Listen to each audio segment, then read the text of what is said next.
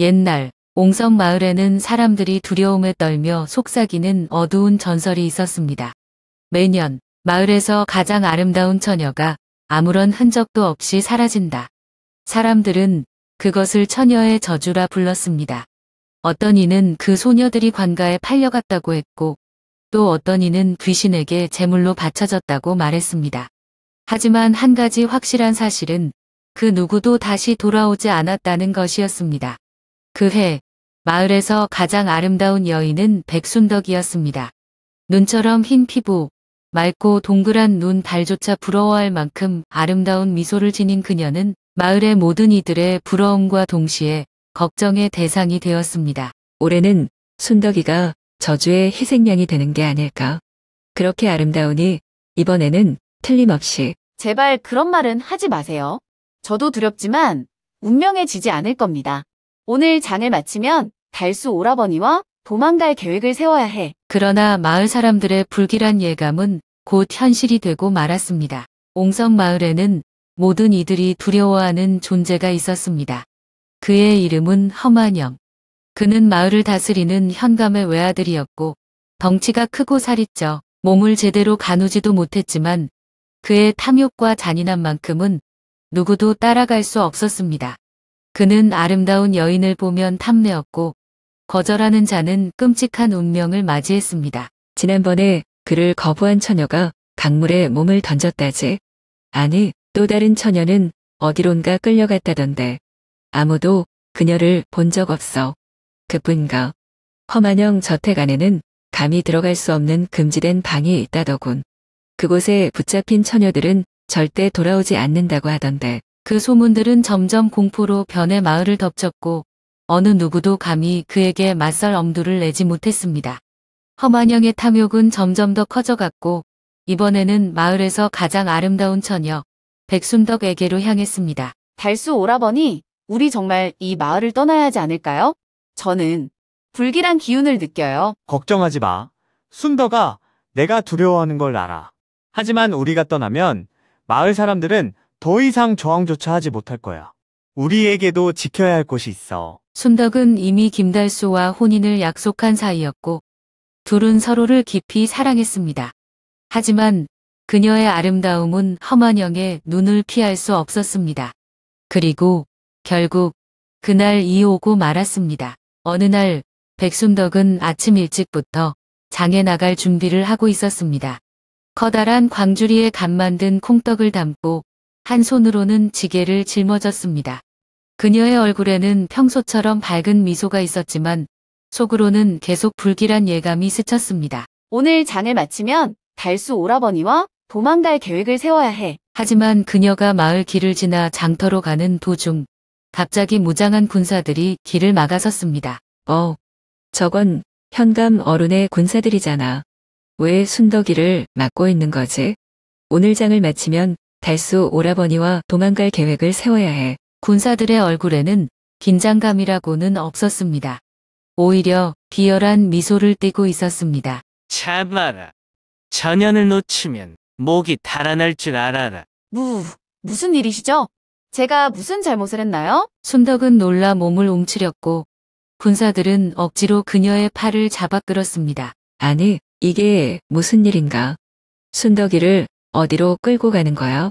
오늘 장을 마치면 달수 오라버니와 도망갈 계획을 세워야 해. 한 노인이 떨리는 목소리로 물었습니다.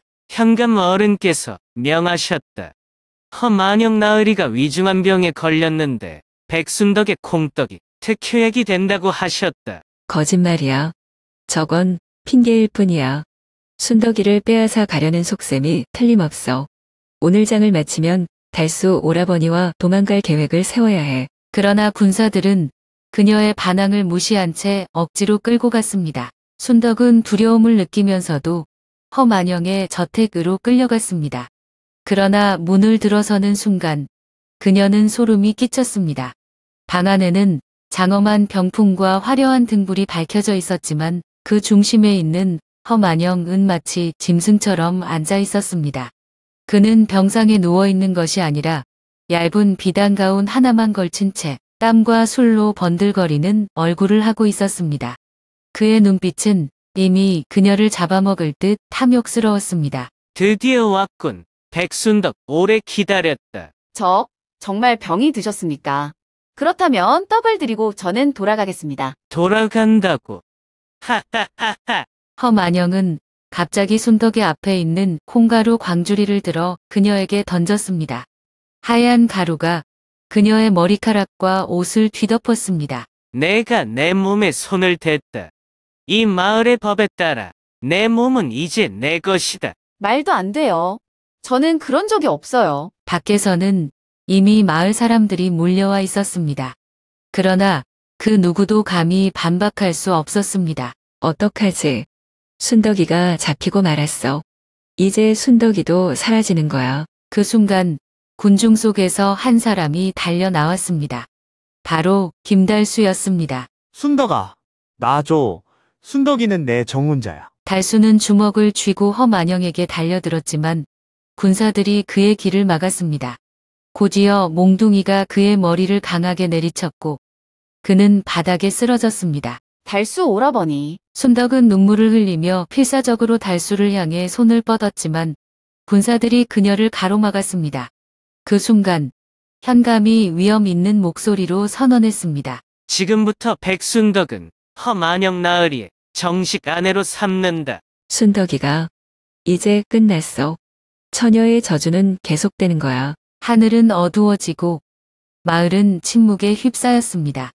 그리고 순덕의 운명은 깊은 어둠 속으로 떨어지고 있었습니다. 깊은 밤 별조차 흐릿하게 빛나는 어둠 속에서 백순덕은 가느다란 촛불 아래 홀로 앉아 있었습니다.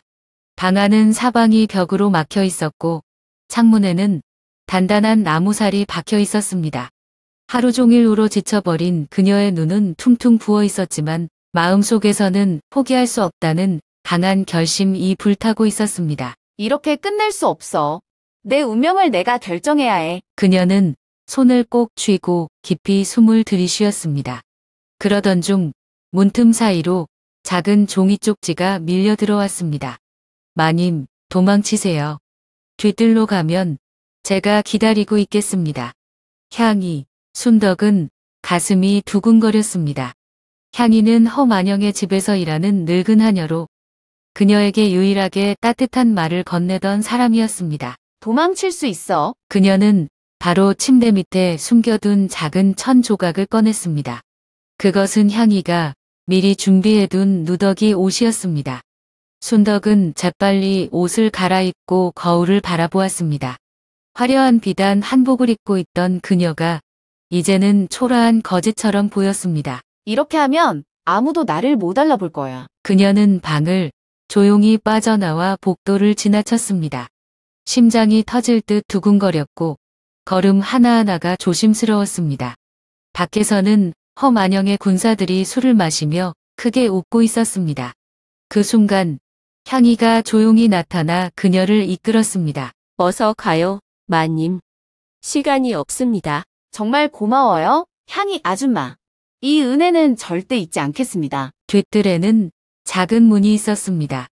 향이는 손을 떨며 자물쇠를 풀었고 문이 삐걱 소리를 내며 열렸습니다. 이 길을 따라가면 숲으로 나갈 수 있어요.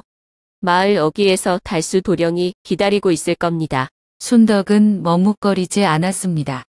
그녀는 어둠 속으로 몸을 던지듯 도망쳤습니다. 김달수도 감옥에서 탈출했습니다.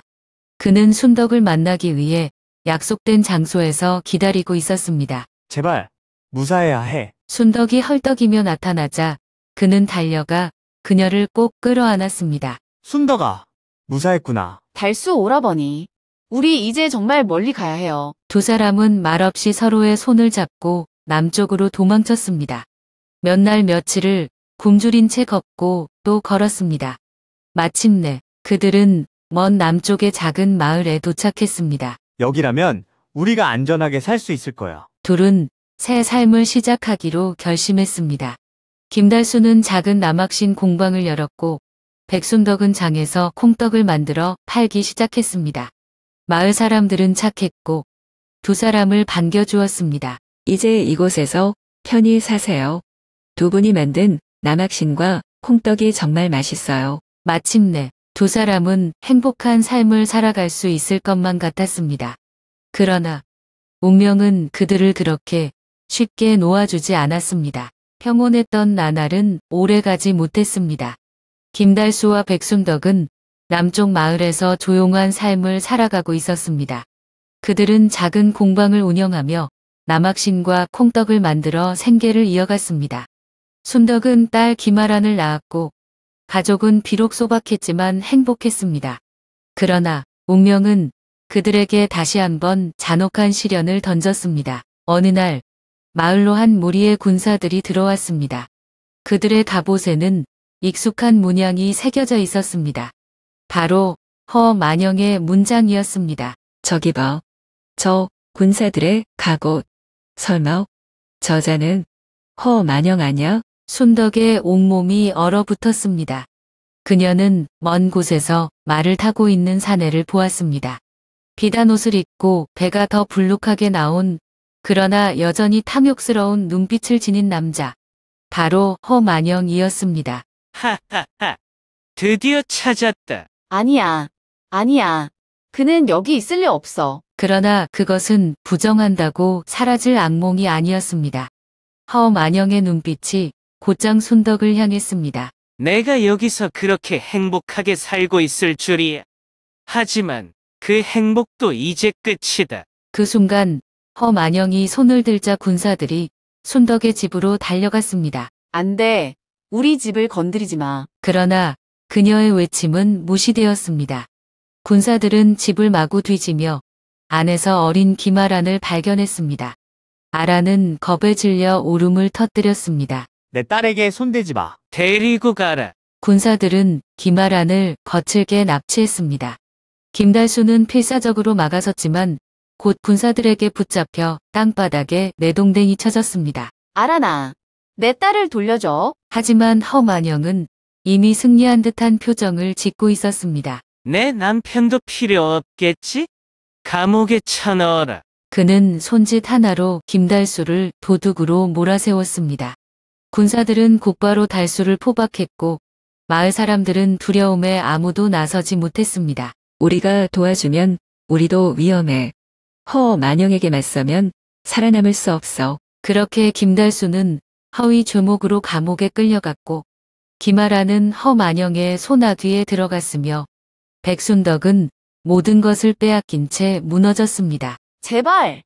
내 아이를 돌려줘. 내가 거지처럼 떠돌게 될 때 내 웃음이 떠오를 거다. 그렇게 순덕은 남편도 딸도 집도 모두 잃고 거리로 내몰렸습니다. 거리에서 떠도는 나날이 이어졌습니다. 비바람 속에서도 뜨거운 태양 아래서도 순덕은 단 하나의 생각만 했습니다. 허만영. 내가 널 가만두지 않겠어. 그녀는 다시 일어섰습니다. 그리고 마침내 허만영을 파멸시킬 계획을 세우기 시작했습니다. 백순덕은 이제 모든 것을 잃었습니다. 남편은 억울한 누명을 쓰고 감옥에 갇혔고 딸 김아란은 허만영에게 납치되었습니다. 그녀는 피폐한 몸으로 거리를 떠돌았지만 절망 속에서도 결코 포기하지 않았습니다. 그리고 어느 날 그녀는 충격적인 소식을 듣게 되었습니다. 허만영이 드디어 벼슬을 얻었대. 이제는 한양에서 높은 벼슬을 누린다더군. 그녀의 손이 떨렸습니다. 허만영은 이제 단순한 악인이 아니라 권력을 가진 자가 되었습니다. 그를 무너뜨리려면 단순한 힘만으로는 부족했습니다. 그러나 그녀는 다시 일어섰습니다. 그리고 그의 몰락을 위해 치밀한 계획을 세우기 시작했습니다. 순덕은 매일 허만영의 저택 앞에서 콩을 팔았습니다. 그녀는 허름한 옷을 입고 초라한 행색을 하고 있었지만 그 눈빛만큼은 불타오르고 있었습니다. 그녀는 매일 같은 말을 외쳤습니다. 콩 사세요. 콩은 부드러워도 잘못 씹으면 딱딱한 돌을 만나니 조심하세요. 콩이 달콤할지라도 악인을 위한 것은 쓰디쓰니. 그녀의 목소리는 나날이 커졌고 사람들은 그녀의 기묘한 외침을 들으며 수군거리기 시작했습니다. 저 여인 매일 허만영의 저택 앞에서 저러고 있지 않나? 혹시 무슨 원한이 있는 게 아닐까? 소문은 점점 퍼졌고 결국 이 이야기는 한 사람의 귀에 들어갔습니다.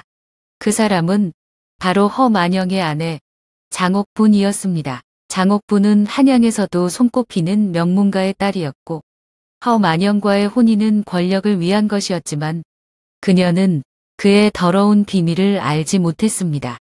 그리고 그날 그녀는 저택 밖에서 계속해서 울부짖는 여인을 직접 불러들였습니다. 저 여인을 데려오너라. 순덕은 마침내 허만영의 집 안으로 들어갔습니다.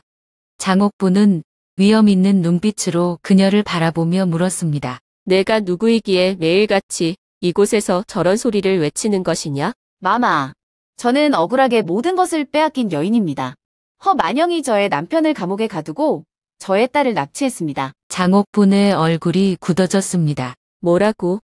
그런 일이 있었단 말이냐? 마마, 제발 저의 이야기를 들어주세요. 순덕은 모든 것을 이야기했습니다. 그녀가 어떻게 허만영에게 희생당했는지, 그가 얼마나 많은 여인들을 괴롭혔는지, 그리고 지금도 남편과 딸이 고통받고 있다는 사실을. 장옥부는 듣는 내내 얼굴이 점점 붉어졌습니다. 그녀의 손이 떨리기 시작했습니다. 그리고 마침내 그녀는 분노에 차서 외쳤습니다. 이럴 수가. 그 자가 인간이란 말이냐? 그녀는 즉시 행동에 나섰습니다. 그녀는 허만영이 저지른 온갖 악행의 증거를 모으기 시작했습니다. 장옥부는 허만영의 집을 샅샅이 뒤졌습니다. 그녀는 그의 비밀 장부를 발견했고 그가 권력을 이용해 얼마나 많은 사람들을 짓밟았는지 깨닫게 되었습니다. 그리고 그녀는 모든 증거를 모아 곧장 조정으로 향했습니다. 폐하께 이 모든 사실을 고해야 한다. 그녀는 궁으로 가서 직접 왕에게 탄원서를 올렸습니다. 그녀의 가문은 명망 있는 집안이었기에 궁에서도 이 사건을 가볍게 넘길 수 없었습니다. 마침내 허만영에게 하늘의 심판이 내려질 순간이 다가오고 있었습니다. 궁궐에서는 전례 없는 재판이 열렸습니다. 허만영의 수많은 악행이 백일화에 드러났고 왕 앞에서 그에 대한 심판이 내려질 순간이었습니다. 왕의 신하들은 모두 침묵한 채 허만영을 바라보았습니다. 그는 화려한 비단 관복을 입고 있었지만 얼굴은 창백하게 질려 있었습니다. 드디어 그 악인이 벌을 받는구나. 하늘이 도우셨다. 장옥분이 직접 나서서 탄원서를 바쳤습니다. 폐하, 이 자는 더 이상 조정에 있을 자격이 없습니다. 그는 백성을 짓밟고 부녀자들을 유린하며 권력을 남용하여 온갖 악행을 저질렀습니다. 그의 죄를 엄히 다스려 주시옵소서. 백순덕도 재판장에 서 있었습니다. 그녀는 차가운 눈빛으로 허만영을 바라보았습니다. 저는 이자에게 모든 것을 빼앗겼습니다. 그러나 저만이 아닙니다. 이자의 탐욕으로 인해 수많은 여인들이 고통받았습니다. 부디 정의로운 판결을 내려주시옵소서. 왕은 한참 동안 침묵을 지키다가 마침내 입을 열었습니다. 허만영, 내가 저지른 죄는 하늘이 알고 땅이 알고 백성이 알고 있다. 너 같은 자가 조정에 남아있다면 이 나라의 근본이 흔들릴 것이다. 그리고 마침내 왕은 단호한 목소리로 형벌을 선고하셨다. 허만영은 모든 관직에서 파면되었고 그의 모든 재산은 몰수되었습니다. 궁정에서 가장 높은 자리에 앉으려 했던 그는 이제 죄인으로 전락해 추방당하는 신세가 되었습니다. 폐하, 부디 한 번만 용서해 주십시오. 저는 그저 가문을 위해 살았을 뿐입니다. 그러나 왕은 냉정했습니다. 네, 죄를 생각해 보아라. 너를 위해 울어줄 사람은 아무도 없다. 그렇게 허만영은 관복이 찢겨 벗겨졌고 죄인의 옷을 입은 채 눈보라 몰아치는 북쪽 변방으로 유배되었습니다. 그가 한양을 떠나는 날 사람들은 거리로 나와 조용히 그를 바라보았습니다. 그러나 누구도 그를 위해 눈물을 흘리지 않았습니다. 저자가 떠나는군. 이제야 마을에도 평화가 찾아오겠어. 그가 떠난 후 사람들은 그의 이름을 부르며 분노하지 않았습니다. 그저 비웃으며 조롱할 뿐이었습니다. 그리고 몇 년이 지난 후 마을에서 새로운 속담이 생겼습니다. 누군가 콩을 태우거나 불에 그을린 냄새가 나면 사람들은 이렇게 말했습니다. 이 냄새. 허만영이 유배 가던 날 먹었던 밥 같지 않나? 하하. 벌을 받더니 밥도 제대로 못 먹었겠지. 이제 그의 이름은 공포의 대상이 아니라 조롱의 상징이 되었습니다. 그는 평생을 권력과 욕망으로 살았지만 결국 모두에게 버림받은 채 외로운 죄인으로 죽음을 맞이했습니다. 그의 몰락은 세상에 한 가지 진리를 남겼습니다. 악행을 저지른 자는 반드시 그 대가를 치르게 된다. 허만영이 몰락한 후 백순덕은 다시 사랑하는 가족을 찾기 위해 나섰습니다. 그녀는 곧장 감옥에 갇혀 있던 김달수를 찾아갔습니다. 김달수는 차가운 감옥 바닥에서 초췌한 모습으로 앉아 있었습니다. 그의 손목에는 깊게 새겨진 밧줄 자국이 있었고 얼굴에는 수많은 상처가 남아 있었습니다. 그러나 감옥 문이 열리고 그 앞에 서 있는 사람을 보자 그의 눈은 흔들렸습니다. 순덕아, 오라버니, 드디어 두 사람은 서로를 와라 끌어안았습니다. 고통스러운 날들이 끝나고 마침내 그들은 다시 함께할 수 있었습니다. 이제 남은 것은 김아란을 찾는 것이었습니다. 다행히 허만영이 몰락한 후 그의 집에서 많은 아이들이 구출되었습니다. 그중 하나가 바로 김아란이었습니다. 아란아, 엄마야. 엄마가 왔어. 작은 몸이 떨리며 천천히 돌아섰습니다. 눈물이 가득 고인 두 눈이 순덕을 바라보았습니다. 어서 와. 내 소중한 딸아. 잠시 망설이던 아이는 이내 달려와 순덕의 품에 안겼습니다. 아란아. 이제 절대 떨어지지 않을 거야. 그렇게 가족은 다시 하나가 되었습니다. 세 사람은 옹성 마을로 돌아왔습니다. 이제는 더 이상 두려움이 없는 마을이었습니다. 허만영이 사라진 후 마을은 점점 평화를 되찾았습니다. 순덕과 달수는 다시 작은 가게를 열었습니다. 달수는 남학신을 만들었고 순덕은 콩떡을 만들어 팔았습니다. 마을 사람들은 그녀를 반갑게 맞이했습니다. 순덕이가 돌아왔다. 이제 우리 마을에도 다시 웃음이 가득하겠구나. 그리고 그녀는 여전히 매일 아침 시장에서 외쳤습니다. 정의로운 콩떡이에요. 이 콩떡을 먹으면 선과 악을 구별할 수 있어요. 착한 사람은 달콤하게, 나쁜 사람은 씁쓸하게 느껴질 거예요. 마을 사람들은 웃으며 그녀의 콩떡을 사갔고 아이들은 그녀의 이야기를 전해 들으며 자랐습니다. 그렇게 그녀의 이야기는 전설이 되었습니다. 세월이 지나도 사람들은 백순덕의 이야기를 잊지 않았습니다. 그녀의 목소리는 정의로웠고 그녀의 용기는 많은 이들에게 희망이 되었습니다.